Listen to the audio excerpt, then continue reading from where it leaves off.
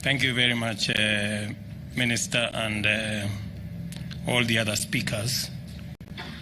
Maybe it is a good moment to apologize to the ladies, because all the speakers who've spoken before me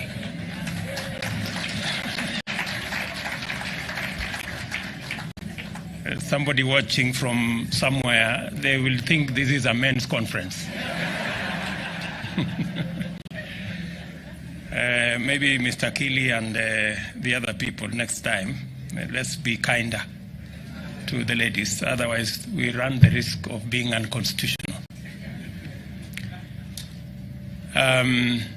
Distinguished ladies and gentlemen, good morning.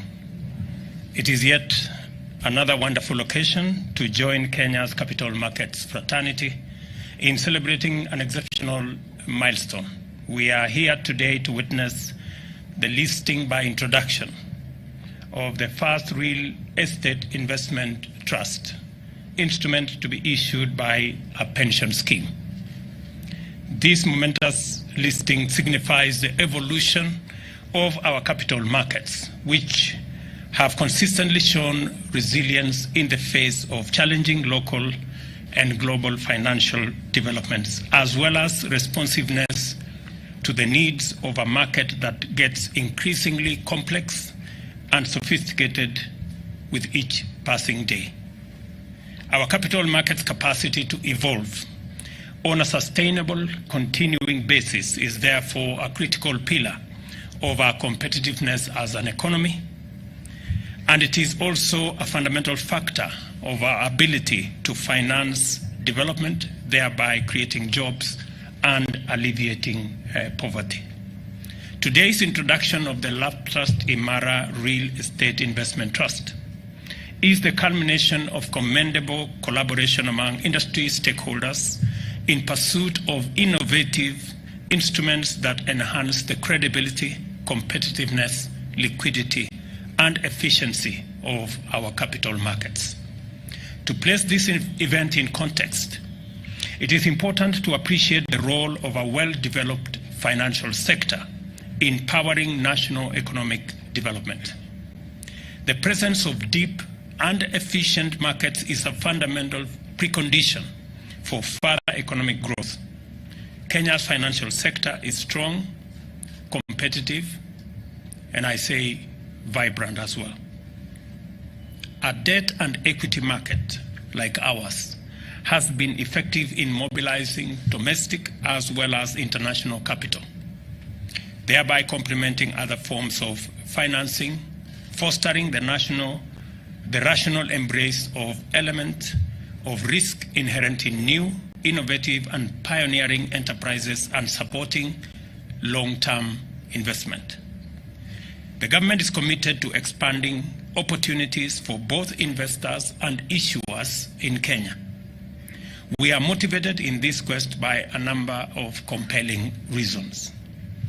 First of all, as I observed last week during the unveiling of the State Department of Investment Promotion and unveiling of the National Investment Council, there is urgent need to reverse our negative post-pandemic foreign direct investment outlook, which has seen Kenya stand out as the only regional economy that is not experiencing significant growth in foreign direct investment flows.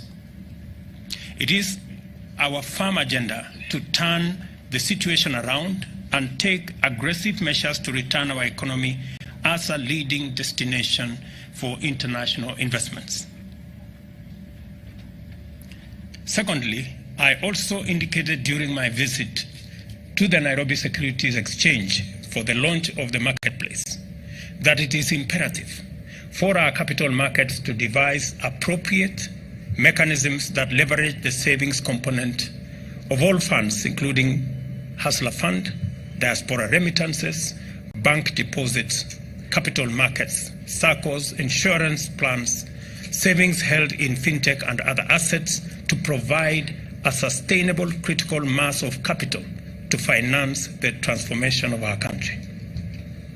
For sustainability, these mechanisms must be affordable to borrowers while giving an attractive return to savers.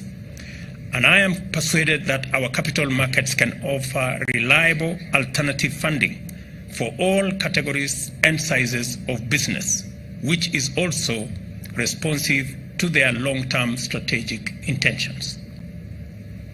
This is how, by saving, Kenyans at the bottom of the economic pyramid can become lenders and investors who finance national development and economic growth.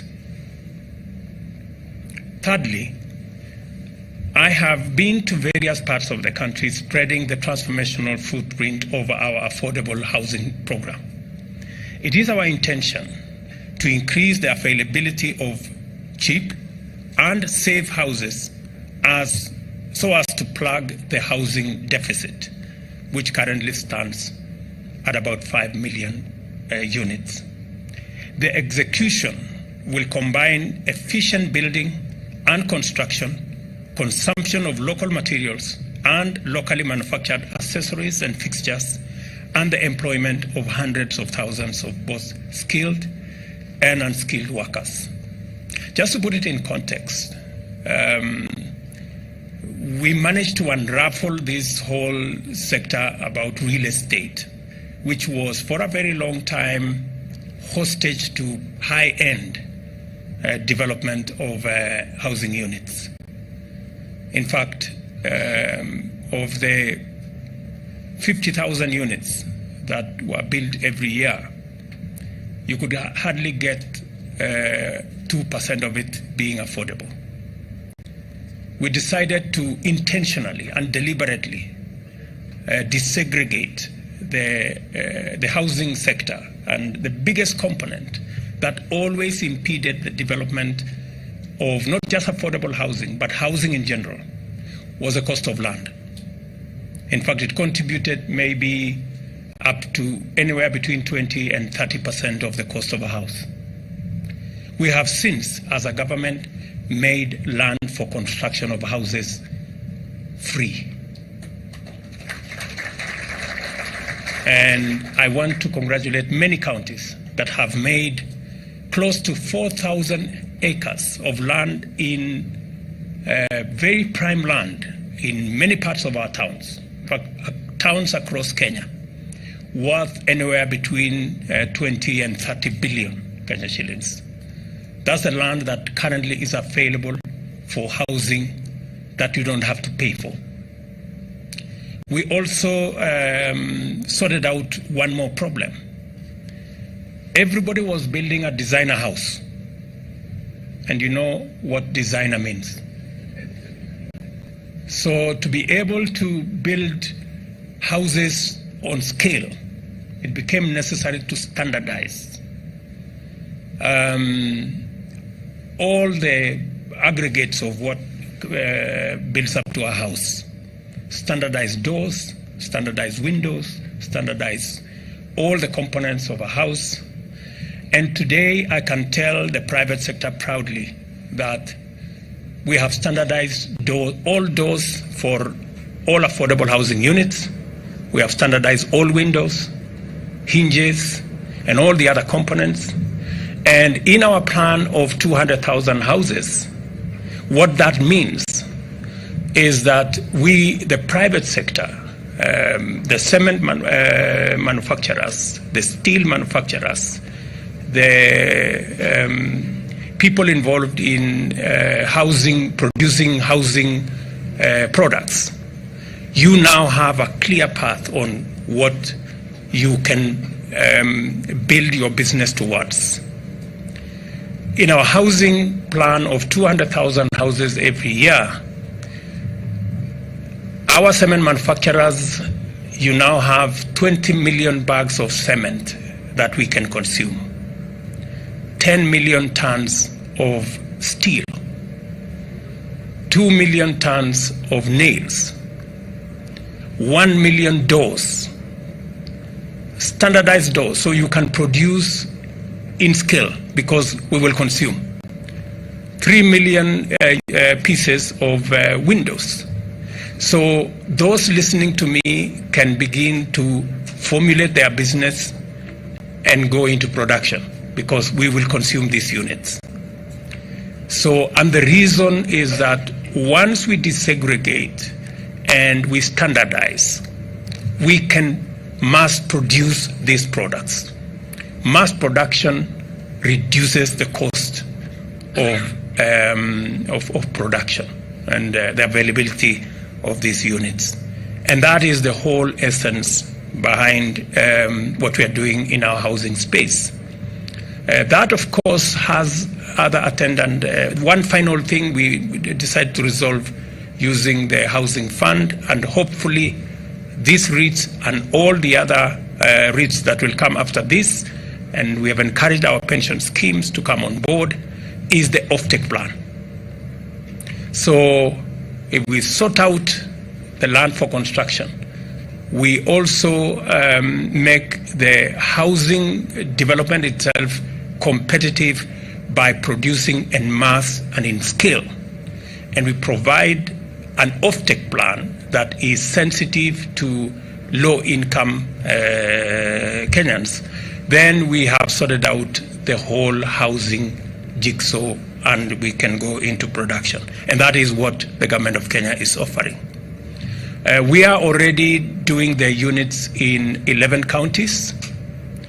We have advertised by 30th of this month another 7 counties. And we are on course to ensuring that we not only meet the 200,000 housing units, but we surpass it. And therefore, I am challenging our pension schemes to step up and provide the offtake. I know a fund manager is looking at a treasury bond, and that gives him a fair return. I want to encourage you that you will not only get a fair return by investing in our housing scheme, but you will have big impact. You can look at a house and you can proudly say, I supported Kenya, a Kenyan to have a roof over their heads. So I think it will be a double win. We look to the capital markets as the principal source of the funds for the affordable housing program, as well as development pillar of our transformational agenda. In particular, the investors participating in the public-private partnership that will become the favored delivery mechanism, which will benefit tremendously from affordable capital sourced in liquid and efficient capital markets. Further, beyond PPPs, the government is committed to the expeditious divestiture of government interest in various entities across several sectors through privatization. We expect the capital markets to rise to the occasion and mobilize capital and give the taxpayers excellent value. Again, as I made a commitment when I came to this stock exchange, this securities exchange last year, I made a commitment that government is going to divest so that we can democratize our wealth and allow more Kenyans to own a piece of what is Kenya, and especially entities that are currently Kenyan owned. When we went to run with that exercise, we found that the law that existed was actually the biggest impediment to any privatization. It's a law that has been there for the last almost 15 years, and it has made it impossible for any divestiture to happen and for any democratization of what is owned by government to be undertaken. Yesterday in Cabinet, we approved a new law that will provide mechanisms for Kenyans to own part of what is Kenya. And I am looking forward to the Nairobi Stock Exchange, to the Securities Exchange here, to provide the necessary capital for Kenyans to buy into these entities. Additionally, it is of particular importance for me to emphasize our strong expectation that Kenya's capital markets can and must be revitalized by enlisting the participation of micro small and medium enterprises, as well as the large multinational companies that have set up business operations in Kenya. Listing these vital actors will deepen and invigorate the capital markets considerably. I am looking forward to days in the very near future when we will be reporting every Monday and every Thursday to be the days that were traded highest in the Nairobi Stock Exchange.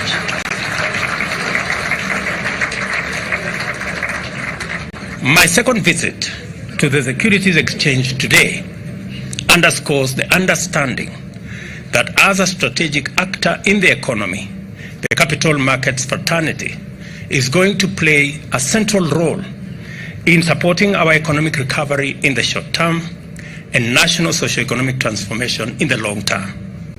With its impressive diversified product offering, I am confident that the NSE can facilitate investors to construct strong portfolios across a broad range of globally attractive investment products. Like other developed markets, our capital markets now offers quasi as well as advanced products, including real estate investment trusts, exchange-traded funds, and derivatives. Besides, I am encouraged to note that the NSE has invested in world-class infrastructure to enable it separate trading from post-trading activities. As a result, a platform for novel products like day trading activities has emerged. Additionally, this infrastructure provided much-needed resilience which enabled the NSE to weather the disruptions occasioned by the COVID-19 pandemic. It is clear, therefore, that the NSE is the ideal institution to power our economic resurgence and finance our national socio-economic transformation. It is also clear that the NSE has invested intentionally to position itself as the most attractive hub of highly attractive local, regional, and international market activity. It is ready. From where I stand, it is ready, capable, and aligned. Any entity wishing to list an offering will do well to make the NSE its first, maybe best, maybe only choice. This is what CPF Financial Services have done with these inaugural REITs, and the reasons are abundantly clear. I commend the CPF services for developing a product that astutely aligns the interests of their investors with our transformational agenda in a highly rewarding sector. This kind of visionary problem-solving strategic imagination is needed to usher our capital markets and economy back to its traditional pioneering place. At this point, I wish to emphasize the government's commitment to sound, consistent, stable, and predictable investor protection mechanism consisting of an impartial and transparent regulatory framework. We shall not compromise on our quest to establish and maintain a standard of leadership, governance, and management in our capital markets that inspires the confidence of international capital markets actors and investors in order to reverse our recent negative performance. It is our intention to give comfort to local and international investors through credible and effective institutions and reactivate our dormant central depository investor accounts. And let me say here that something that was raised by members of the Nairobi Securities Exchange about the availability of or the dollar constraints, not just in our economy, but globally. That as a government, we have made innovative intentions and undertaken innovative strategy to ensure that we ease the burden of availability of dollar in our market. We just concluded last week an arrangement, a market-driven arrangement in our fuel sector that will see Kenya access all our fuel needs on a deferred 6-month credit. That will eliminate a demand of $500 million every month from this market. And therefore, for the people who work numbers, I am giving you free advice that those of you who are holding dollars, you surely might go into losses. You better do what you must do, because this market is going to be different in a couple of weeks. And secondly, we, through the central bank, we are having conversations to reinstate the interbank exchange market that has since not worked. And I am happy that the players in that sector, including our banks, are coming forward and they are participating, and they are working with the central bank so that we can again take charge of our market, and that it is not allowed to be distorted by brokers. I'm told the only place where brokers are accepted is at the exchange. Anywhere else, they are banned. And so I just want to assure those in Kenya who are facing challenges of access to dollars that we have taken steps to ensure that dollar availability in the next couple of weeks is going to be very different, because our fuel companies will now be paying for fuel in Kenya shillings. They do not have to look for dollars every month, because we have done what we must do as government to ensure that we ease the burden on people who want to realize their returns in dollars. And I was being told by the chairman of NSE, so Mr. Chairman, you have nothing to worry about. We have taken adequate steps to make sure that that is sorted. Let me also confirm to you that the government of Kenya, as I made a commitment, we are going to be listing public-owned entities shortly. And I like the fact that you have said you are ready to take me on. Let's see. Yeah, let's see. So I never lose sight of this contest, because in my desk, right in front of my desk, is the bull and the bell you gave me when I came here the last time. I also want to give you my commitment that the business and investment environment in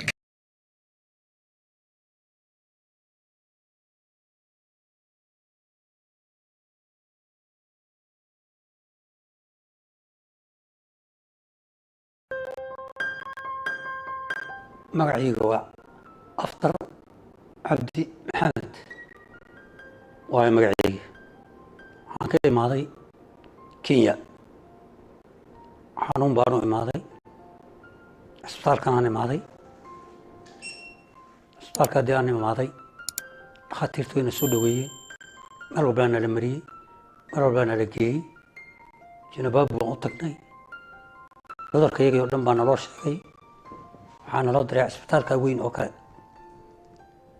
yaa soo dhac isbitaalka asaga ahaa waxaan ku soo dhamaystay dawooyinkii arbadihii iyo dabkii noqodkii dambe waa soo noqday meeshan aan imid waa la ifiiriyey waxaa la yidhi ma dhammaanin cudurkii operation baan galay operationka si fiican baa loogu guulaystay dhakhaatiir aan caadi ahayn iyo isbitaal aan caadi ahayn oo kii aan u soo kacnay aan u nimid markayga ka.